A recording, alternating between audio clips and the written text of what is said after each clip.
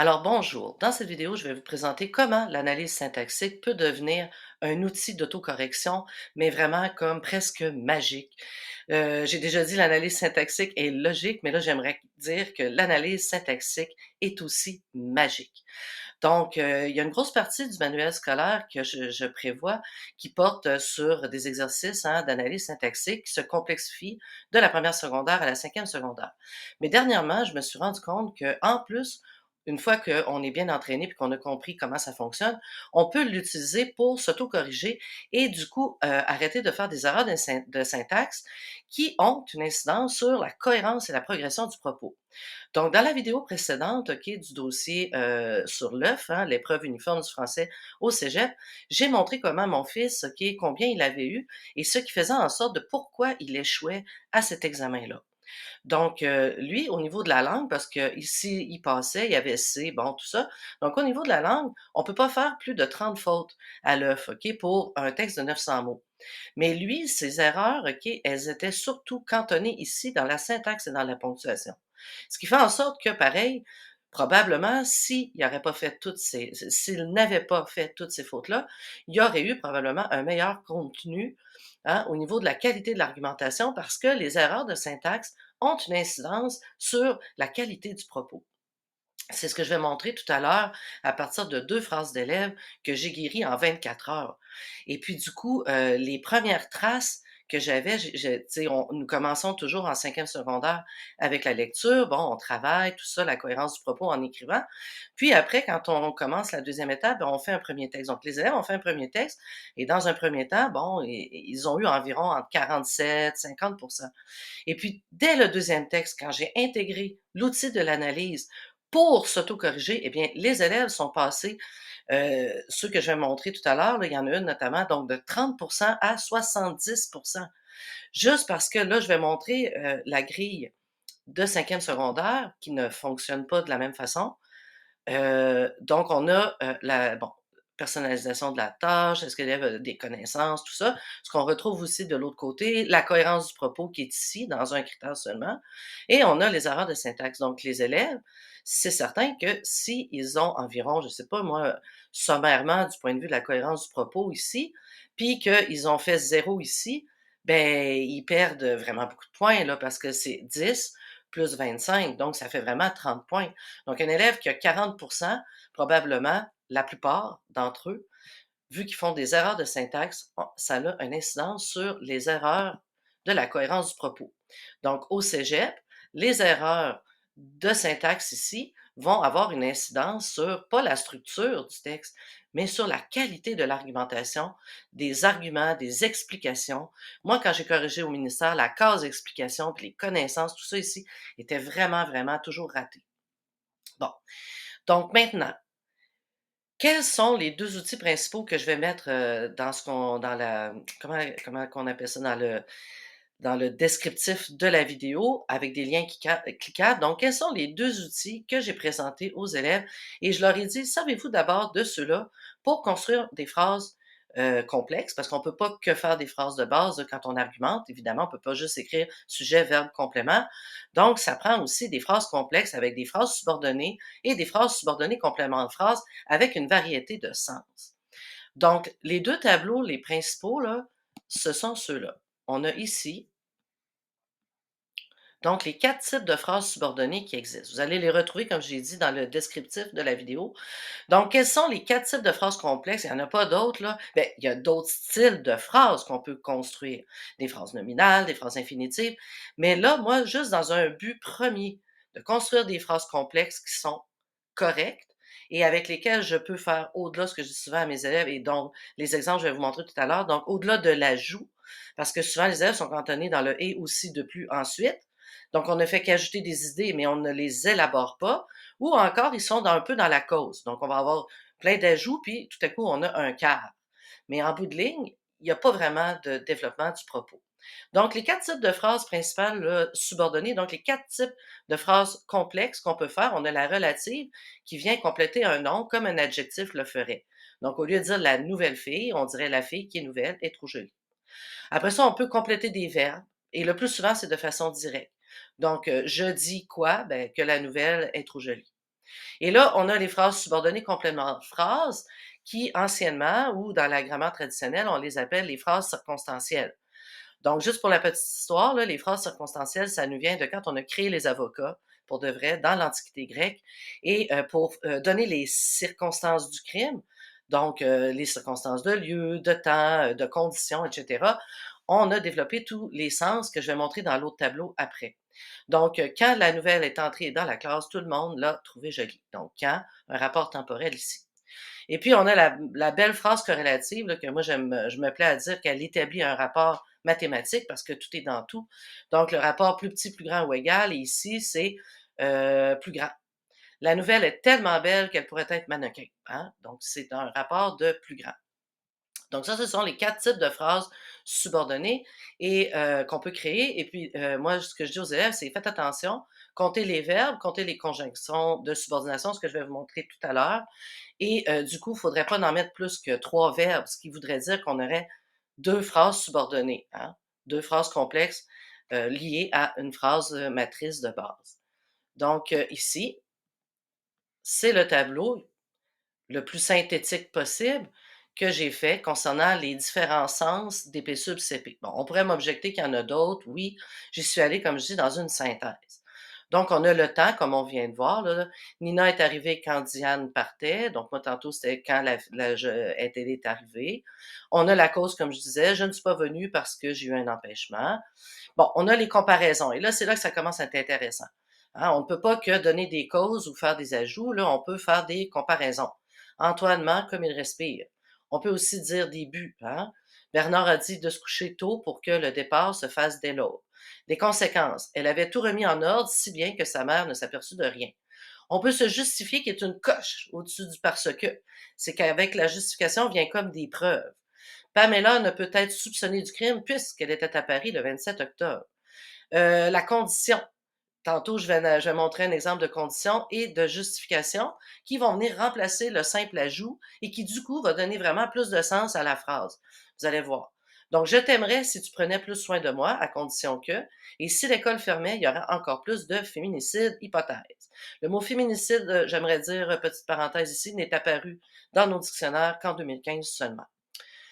Opposition. Guy voyage tout le temps, alors que Lucien reste à la maison.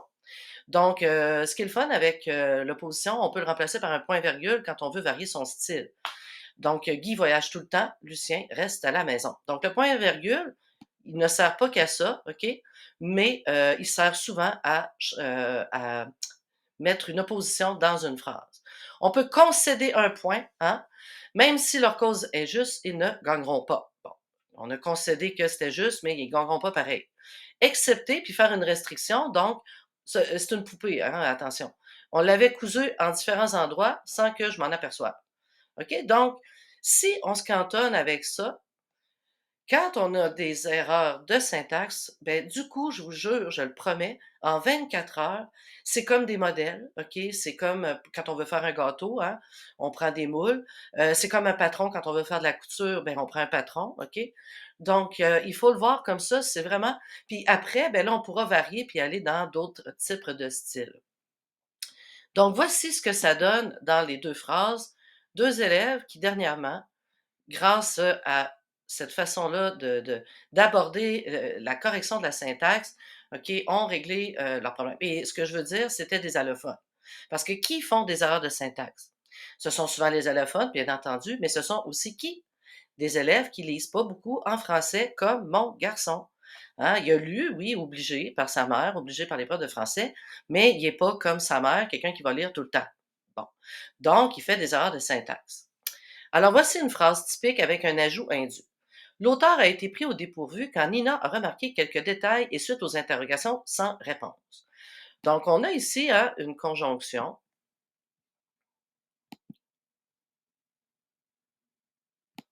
Bon, c'était pas ce que je voulais faire, évidemment.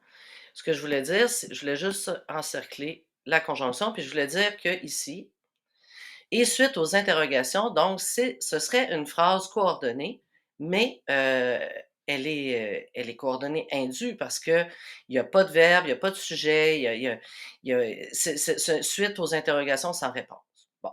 Donc, j'avais dit à l'élève, qu'est-ce que tu pourrais faire hein, pour, faire, dans le fond, une phrase correcte. Donc l'élève, elle est partie et elle a décidé de faire finalement 2 phrases distinctes. L'auteur a été pris au dépourvu lorsque Nina a remarqué quelques détails suspects. Donc on a l'auteur ici.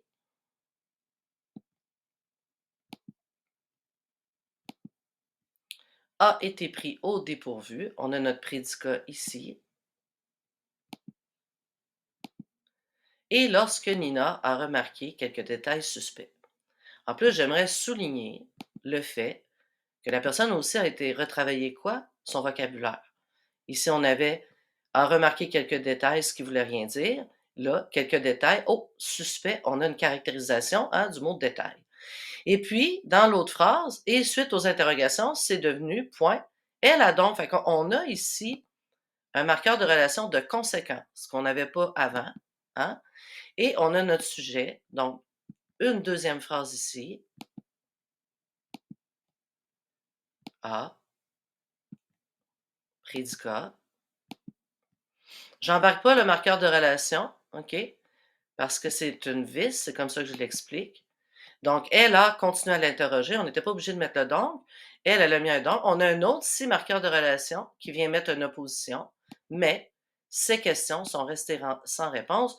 Donc, on est avec 2 phrases maintenant.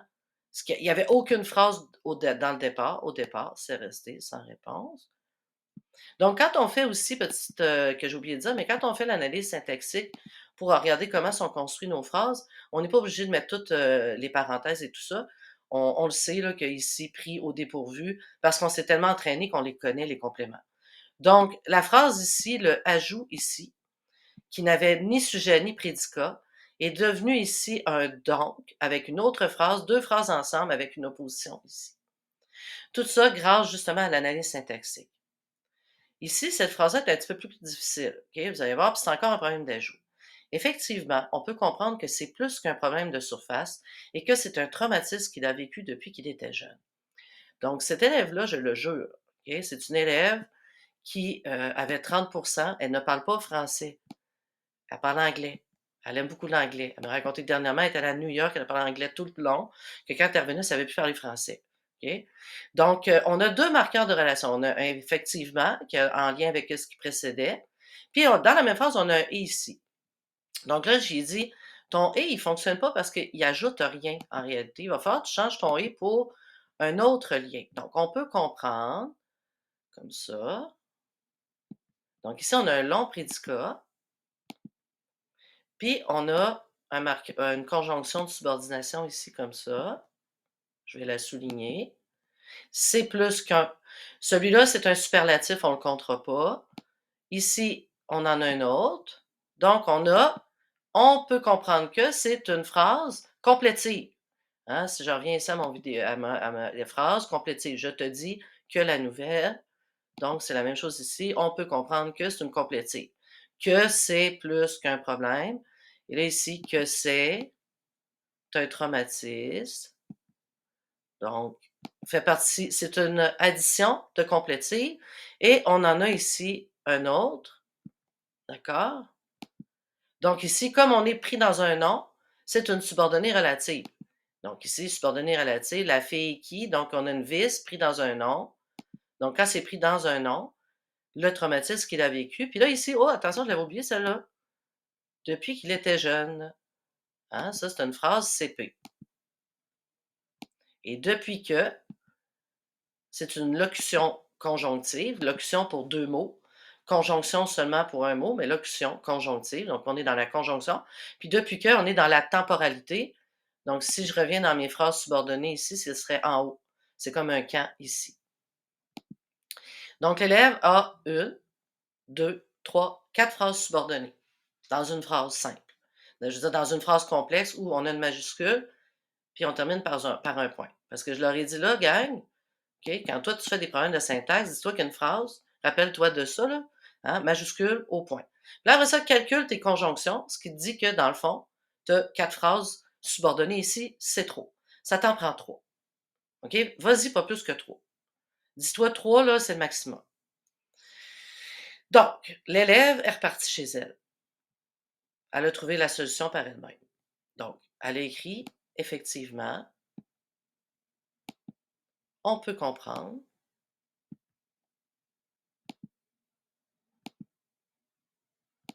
que c'est plus qu'un problème de surface», hein, elle l'a gardé.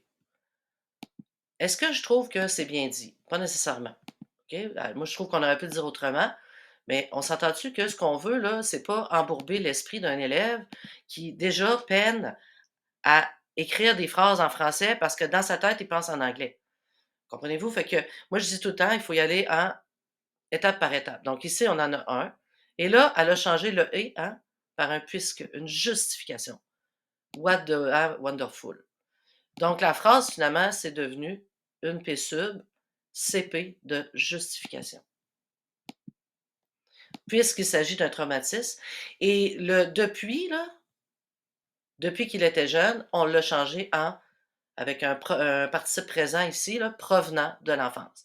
Donc, participe présent qui est devenu caractériser le mot traumatisme. Il y a toutes sortes de façons hein, de caractériser les groupes du nom. Ça ne sera pas ici l'objet, mais voilà. Donc là, je les élèves, hey, wow, ça flash, OK? Fait que là, maintenant, je vais te montrer, moi, OK, ce dont hein, j'avais pensé. Fait qu'on a encore là, effectivement, ici. On a le on ici. Puis comme je veux pas trop dire à l'élève que tu aurais pu le dire encore plus beau, hein, on le garde. On peut comprendre que là, je parlerai aux parents, tu sais, quand on essaie d'aider notre enfant, moi aussi, ça m'est arrivé au début quand mes enfants étaient plus petits. Puis on est là, non, non, tu devrais le dire comme ça. Puis là, ton enfant, il comprend pas parce que c'est trop en décalage avec les mots que tu utilises, tu sais. Donc, c'est pour ça que je dis, il faut vraiment essayer de garder le plus possible. Donc là, je l'ai changé avec une condition, moi. J'ai dit, tiens, ça me tentait de mettre une condition. Donc, si on sait qu'il s'agit d'un traumatisme provenant de l'enfance, donc ici, ça devient une phrase CP de condition dans lequel ici on a notre sujet. Puis là, on sait, ça va être la phrase matrice, puis on en a un autre ici, qui est une conjonction complétive de verbe, une subordonnée complétive. Donc, qu'il s'agit d'un traumatisme provenant de l'enfance et on n'en remet pas un autre, on reste avec un participe présent. Donc, c'est ce qui fait le tour de l'outil, de l'analyse syntaxique à titre d'outil de correction pour comprendre comment construire des phrases. Je répète que quand on est au début, OK, on reste cantonné dans seulement les 4 types de phrases subordonnées qui existent, OK? Il y en a 4, elles sont là. On se dit aussi qu'on n'en met pas plus que 3. C'est-à-dire qu'on hein, va avoir un verbe, puis on va avoir 2, pas 3 plus si on mettrait un CP, par exemple, OK? Comme c'est le cas ici. La phrase matrice, elle est là. On a une phrase CP, puis dedans, on en a remis un autre, fait que ça fait un, 2, 3. Voyez-vous, pas plus que 3. Dès qu'il y en a plus que 3, on commence à avoir peur de faire des fautes, je veux dire. Et bon, donc on a les 4 là, puis là, quand on veut varier le sens, au lieu d'y aller dans les ajouts ou dans les quarts seulement, ben on utilise ce tableau-là pour varier les sens des phrases, comme je viens de vous montrer. De l'ajout, on est passé à soit un puisque ou une condition. C'était l'objet, en tout cas, de ces deux phrases-là. Donc, je mets ça dans le détail de la description de la vidéo et je vous encourage fortement là, à jouer avec les patrons pour écrire mieux et arrêter de faire des fautes de syntaxe et avoir des textes super beaux qui vont flasher. J'aime ça dire ça. Donc, voilà.